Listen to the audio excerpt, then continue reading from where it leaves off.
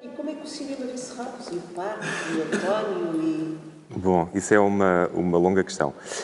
Antes de mais, eu acho que o parque em si mesmo, e tem-se falado aqui bastante sobre a dimensão ambiental, sobre sustentabilidade, sobre, enfim, a dimensão natural do parque, mas pouco, e que são questões às quais eu sou francamente pouco sensível, portanto, numa visão um pouco conforme com aquilo que são essas visões hoje, mas o parque é em si mesmo uma obra de arte. Independentemente das obras que o parque acolhe, ele é em si mesmo, quanto a mim, uma obra de arte, que tem uma relação direta e estreita com a casa, isso parece-me evidente também, quer dizer, é a casa que no fundo funciona como matriz e como, no fundo, bitola orientadora até da própria estruturação do parque. A Marta falou disso e isso parece-me evidente, e quer na relação que a casa e depois também o museu e também a Casa do Cinema Manuel de Oliveira estabelecem com o parque, há imediatamente aspectos que são da ordem, que dialogam com aquilo que é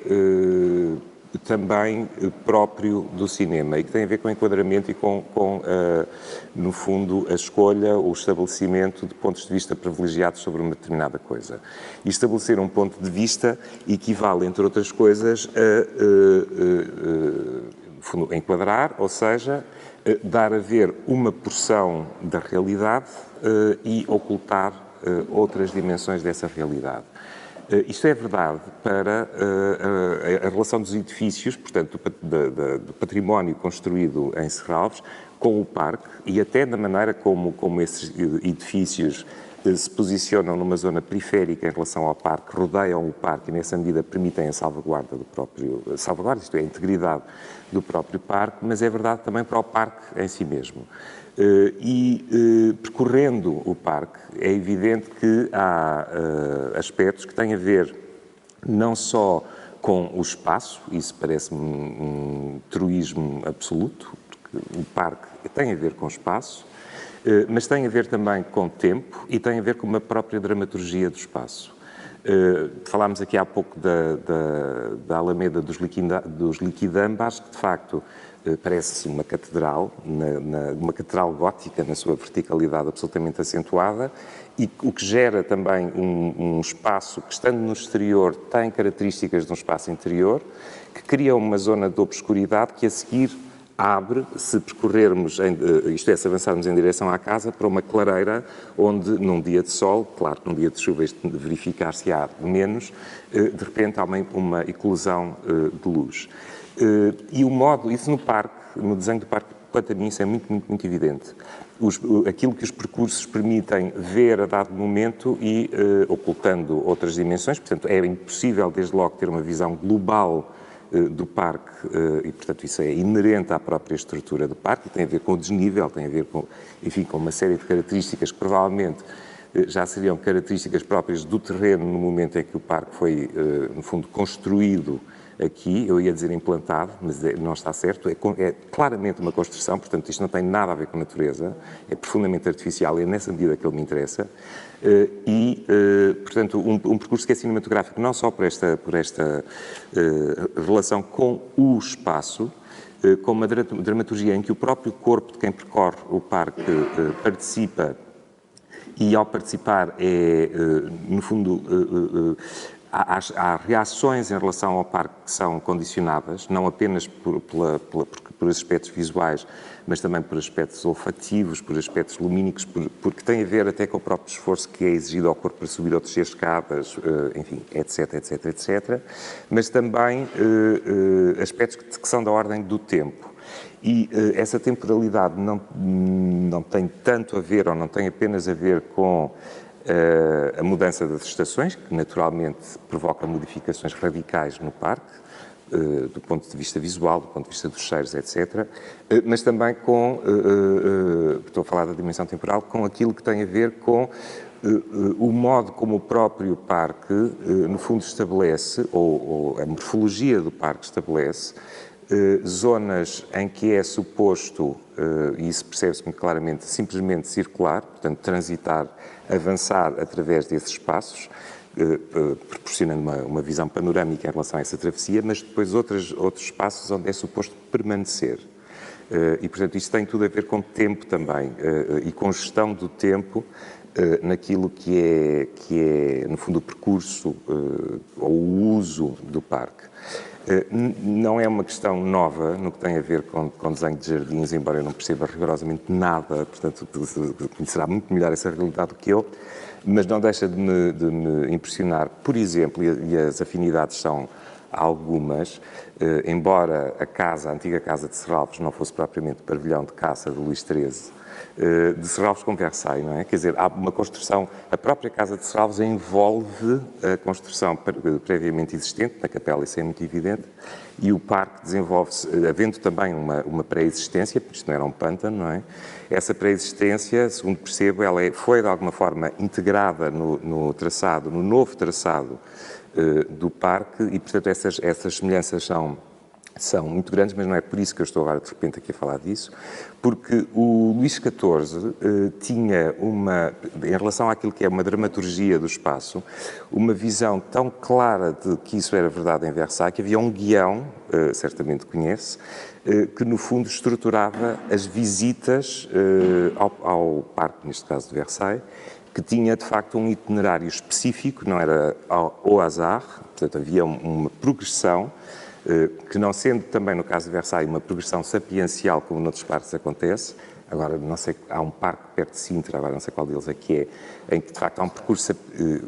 exatamente sapiencial, em que há uma descida a um poço e depois, enfim.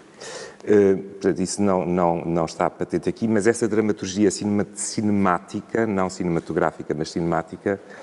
sim, ela é inerente ao Parque de Serralves. E isso, quanto a mim, é absolutamente fascinante. Ao mesmo tempo que o parque é também uma síntese, a partir de um ponto de vista moderno/modernista, são duas coisas diferentes,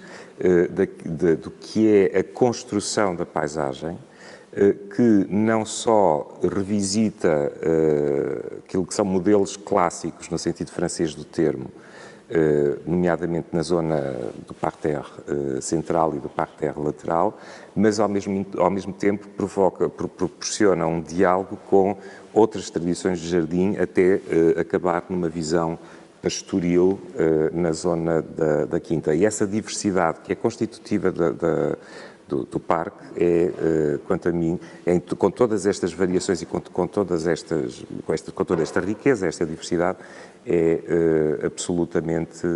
notável. Agora, que filmes no parque? Há algumas coisas, há na casa, nomeadamente, até há filmes que pertencem, que integram a coleção da Citadine, Boots, não é? Que foi recentemente apresentado. O Manuel de Oliveira passou por cá duas vezes, numa delas numa cena de um filme que é o Inquietude, 1998, a segunda num anúncio publicitário para a EDP que era 100 anos de energia, que ele não concluiu, mas quer num caso, quer no outro, de facto, ele filma na casa e na área envolvente da casa, mas não é significativo. Não é significativo no sentido em que ele não está a filmar claramente a casa de Serralves, nem o parque, mas está a usar a casa de Serralves para recriar um ambiente art déco de uma determinada época em que a narrativa se inscreve, isto no caso do Inquietude, e no caso do Século de Energia é um pano de fundo. Como é que o António pegava nisto, quer pelo seu olhar, não é? Mas também na responsabilidade de ser aqui o curador do legado e do património, como é que cristalizaria isto nesta década, digamos assim, para os próximos 100 anos? O cristalizaria não é uma boa pergunta, é o que é que estamos a fazer nesse sentido. Os 100 anos do parque, aliás, têm repercussões na nossa programação deste ano. Nós vamos ter a seguir uma exposição e uma retrospectiva integral de uma dupla de cineastas, que é o Jean-Marie Straub e a Danielle Huyer, ele recentemente falecido, que incide de uma forma muito direta, muito fundamental, sobre algumas questões que dialogam diretamente com o parque. desde logo um questionamento radical do que é que se entende por, ou pode entender-se por natureza, mas não é um questionamento cético, pelo menos não é tão cético quanto o meu próprio, pensar a natureza enquanto, de facto, uma construção, isto é, enquanto paisagem. De que modo é que isso se pode filmar? E filmar também uma espessura geológica daquilo que são essas paisagens que aparecem no filme, uma espessura geológica que compreende, por exemplo, aquilo que não é visível, visível em sentido próprio e literal do termo, o que é que não está naquela paisagem, mas que no fundo está inscrito na geologia, isto é, na história daquela paisagem. Penso, por exemplo, em 2 ou 3 casos, um deles em que uma paisagem aparentemente